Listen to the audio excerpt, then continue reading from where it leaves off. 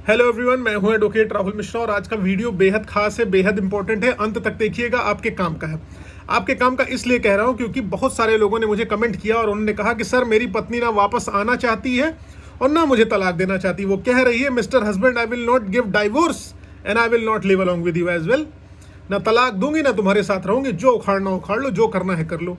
अब इस कंडीशन में हस्बैंड क्या है, हस्बैंड हैरेस है, परेशान है, उनकी जिंदगी एक लट्टू हो गई जो एक ही जगह पे घूमती जा रही है।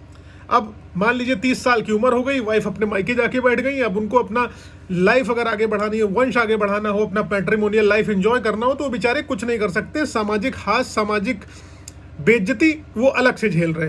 दुर्दशा उनकी बेचारे की हो रखी हुई है और पत्नी कह रही कि मैं वापस नहीं आऊंगी, ना तुम्हें तलाक दूंगी।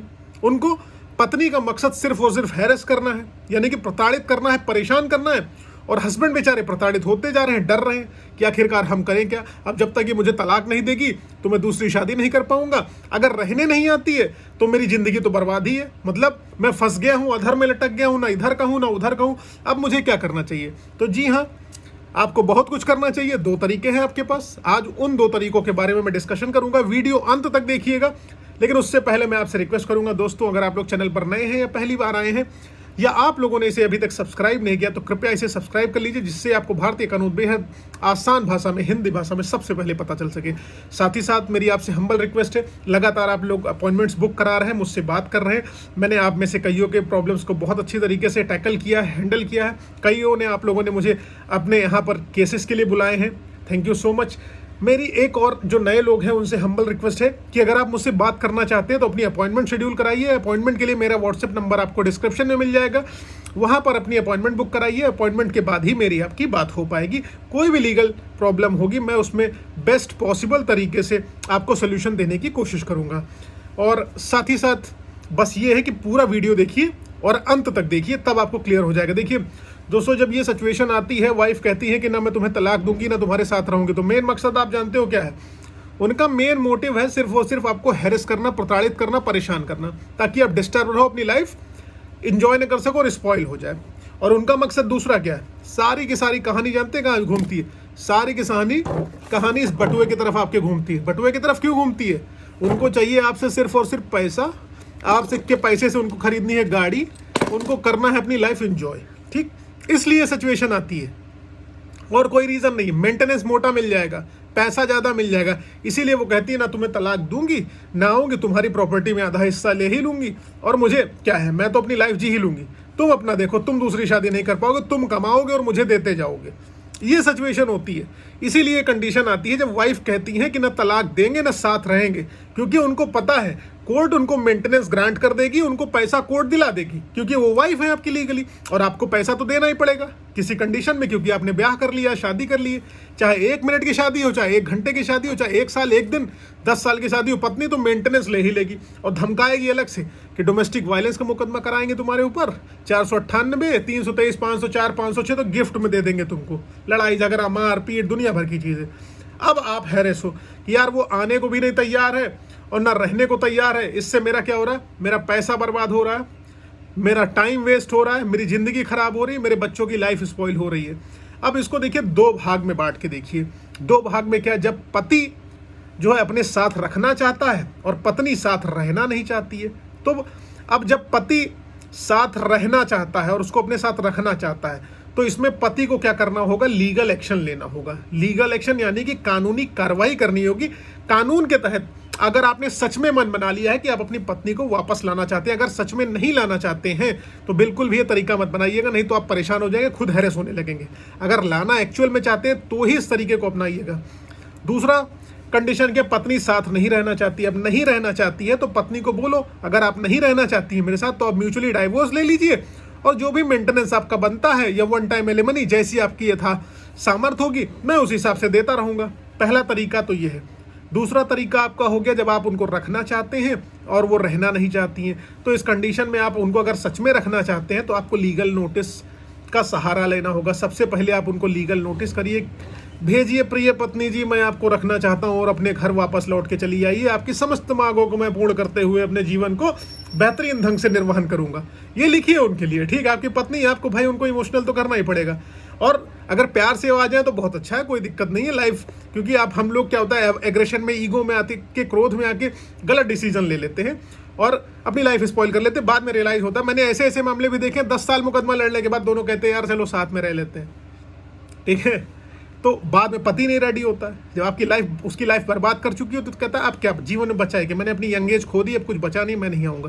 तो इस कंडीशन में पहले आप कोशिश करिए, जब आप रखना चाहते हैं तो आप पहली कोशिश करिए कि उसके रिश्तेदारों के थ्रू, अपने रिश्तेदारों के थ्रू जिन्होंने शादी कराई है, मीडिएशन करने की कोशिश करिए, आपस में बातचीत करिए। बातचीत करने के बाद आप आपस में शिपकली खुद ही मेरे ऊपर, ठीक है। आप आपस में बातचीत करने के बाद क्या करिए, अपनी पत्नी को कहिए कि ठीक है आइए रहिए। अगर वो उस बातचीत के बाद भी नहीं आती तो एक वकील साहब तय करिए, वकील साहब के माध्यम से उनको एक लीगल नोटिस भेजिए। लीगल नोटिस भेजने के बाद आपको क्या करना है कि अगर वो लीगल नोटिस पर रिप्लाई नहीं दे रही तो उसके बाद सीधे सीधे आपको कोर्ट में जाना है, RCR का केस दाखिल करना है, सेक्शन 9 यानी कि रेस्टिट्यूशन ऑफ कॉन्जुगल राइट्स। आपको अपनी मैरिज को रिस्टोर करना है, आप उनको लाइए, उनको कहिए कि आपको आना पड़ेगा, आप आइए। और अगर उस नोटिस को वो कंप्लाई नहीं करती हैं, उस प्रॉब्लम को कंप्लाई नहीं करती हैं, तो आप सिंपल सी बात है दूसरा तरीका अपनाइए। दूसरा तरीका आप अपनाइए कि आप तमाम कोशिशें कर चुके हैं, आप उनके ऊपर सेक्शन 9 डाल चुके हैं, आप उनको बुलाना चाह रहे हैं, वो आ नहीं रही हैं, तो सेक्शन 9 में आपने डिक्री भी प्राप्त कर ली है, कॉन्टिन्यूसली वो उस पर प्रेजेंट भी नहीं हो रही हैं क्योंकि उनको मेंटेनेंस चाहिए, ठीक है। तो आपके पास अब एक ही ऑप्शन बचता है लास्ट ऑप्शन, जो सेकंड ऑप्शन है। 100% आपको इसमें मुक्ति मिल जाएगी, श्योर हूं मैं इस चीज़ के लिए। आपको क्या करना है, कुछ नहीं करना है, तमाम कोशिशें आपने कर ली, आपको सफलता नहीं मिली। अब आइए इस मैटर पे आप कंटेस्टेड डाइवोर्स फाइल कर दीजिए, एक तरफा तलाक। जी हाँ, एक तरफा तलाक करने के लिए मैं मना करता हूं पहले, लेकिन इस कंडीशन में आप कर सकते हैं, एक तरफा तलाक कर दीजिए। इसलिए तलाक कर दीजिए एक तरफा क्योंकि आपकी वाइफ ने सेक्शन 9 के नोटिस को कंप्लाई नहीं करा, आपने हर तरीके से उनको लाने की कोशिश करी कोर्ट में, क्योंकि आप इस चीज़ को लिखाएंगे कि मैं उनको रखना चाहता हूँ, क्योंकि पत्नी मेंटेनेंस मांगती है तो कहती है मुझे रखना नहीं चाहती, मैं रहना चाहती हूँ, तो इसलिए मुझे मेंटेनेंस दिया जाए। तो पत्नी का झूठ यहाँ पकड़ जाएगा, पत्नी कहेगी कि मैं रहना चाहती हूँ और ये मुझे रखना नहीं चाहते, तो पति तो कह ही रहा है ना सेक्शन 9 डाल के, भैया आओ हम तुमको रखना चाहते हैं, तुमने जितनी भी गलती की माफ किए, तुमको जाओ। तो उस कंडीशन में जब नहीं आई तो आप जाइए तुरंत भैया 13A में जाइए, कंटेस्टेड डाइवोर्स दाखिल करिए, कहानी खत्म। आपको कोर्ट इस ग्राउंड पे डाइवोर्स दे देगा कि आप रखना चाहते हैं, आपकी वाइफ लगातार तमाम कोशिशों के बाद भी नहीं आ रही, आपकी लाइफ स्पॉइल कर दे रही, तो कोर्ट भी कहेगी कि देखो अगर तुम्हें इसके साथ रहना है तो चुपचाप चलो इसके साथ, नहीं रहना है तो इसको तलाक दो, इसका जीवन मत नष्ट करो, खत्म करो कहानी। और अभी रिसेंटली मध्य प्रदेश हाईकोर्ट में जस्टिस आर्या साहब ने, उन्होंने एक महिला को बहुत हड़काया, उन्होंने कहा कि तुम अगर इसके साथ रहना चाहती हो तो जाओ रहो, और नहीं रहना चाहती हो तो उसका जीवन क्यों बर्बाद करके रखा, उसको तलाक दो। तो उन्होंने ये कहा, तो यही कोर्ट यहाँ भी कहेगी, कोर्ट कहेगी अगर तुम्हें रहना है, वो सेक्शन 9 डाल रहा है, तुम जैसा कह रही हो तुम्हें निकाला गया मार पीट के, तो ऐसा कुछ भी नहीं है, मतलब तुम खुद नहीं जाना चाहती हो, ठीक, तुम सिर्फ मेंटेनेंस चाहती हो, और अगर तुम्हें नहीं रहना तो चुपचाप उसको तलाक दो, जो भी तुम्हारा मेंटेनेंस बनता है, एलिमनी बनता है, वो हम दिलाने के लिए रेडी हैं। तो इस तरीके से आप अपनी पत्नी से मुक्ति पालेंगे, तलाक भी मिल जाएगा अगर सच में वो आपके साथ नहीं रहना चाहती हैं, तो वो आपसे प्रताड़ित है, परेशान है, या उनका कहीं मैट्रिमोनियल अफेयर चल रहा है, एक्स्ट्रा मैट्रिमोनियल अफेयर चल रहा है, तो वो आपको छोड़ देंगे, आप मुक्त हो जाओगे, भैया अपनी लाइफ जी लो। तरीका यही है, इसके अलावा और कोई तरीका नहीं। इस तरीके को अपनाइए और अपने आप को बचाइए, और कोई तरीका नहीं। और एग्रेसिव अगर इस मामले में आप नहीं बनेंगे, सिर्फ बैठे रहेंगे सालों साल, तो आपकी लाइफ सिर्फ स्पॉइल होने के अलावा कुछ होनी नहीं है। एज एन लॉयर मैं ये कह रहा हूँ कि अगर ऐसी सिचुएशन है तो एग्रेसिव बनिए, डरिए मत पत्नी से, B aggressive at this point of time. लेकिन हाँ, एक रिक्वेस्ट और है, पहले आप खूब दोनों लोग अटेम्प्ट कर लीजिए। अगर चाहे पत्नियां मेरा वीडियो देख रही हैं और पति मेरा वीडियो देख रहे हैं, तो प्लीज़ मैं आपको बता रहा हूँ, आपका मुकदमा 10 साल बाद 110% कॉम्प्रोमाइज़ पे ही जाके ख़त्म होना है। आप दोनों कॉम्प्रोमाइज करोगे, इसलिए पहले ही कॉम्प्रोमाइज करके अपनी लाइफ को एंजॉय करो, ईगो हटाओ, जिंदगी क्यों एक दूसरे की तबाह और बर्बाद कर रहे हो। आई होप आप लोगों को क्लियर है तो प्लीज़ लाइक शेयर सब्सक्राइब करना मत भूलिएगा। साथ ही साथ आप लोगों से रिक्वेस्ट है कि अगर आप मुझसे पर्सनली बात करना चाहते हैं तो प्लीज़ अपॉइंटमेंट शेड्यूल कराइए। नंबर आपको व्हाट्सएप का डिस्क्रिप्शन में मिल जाएगा, वहाँ से पहले अपॉइंटमेंट बुक कराइए, तभी मैं बात कर पाऊंगा, क्योंकि बहुत सारे कॉल्स दिन भर में आते हैं, मेरे लिए पॉसिबल नहीं है आप सबकी एक कॉल्स का, अननेसेसरी की कॉल, जो फर्जी कॉल्स आती हैं उनका जवाब दे पाना। इसलिए आप पहले अपनी अपॉइंटमेंट शेड्यूल कराइए, अपॉइंटमेंट शेड्यूल करा के ही आप मुझसे बात कर पाएंगे, अन्यथा नहीं कर पाएंगे। साथ ही साथ एक और रिक्वेस्ट है कि आप अगर अभी तक मुझे सोशल मीडिया हैंडल्स पर फॉलो नहीं किए हैं तो प्लीज़ करिए, वहाँ पर हम जो है फ़ोटोज़ डालते हैं और सब चीज़ें करते हैं, तो उस पर आप आइए, वहाँ पर हम लोग पर्सनल बात करेंगे। Thank you so much. जय हिंद।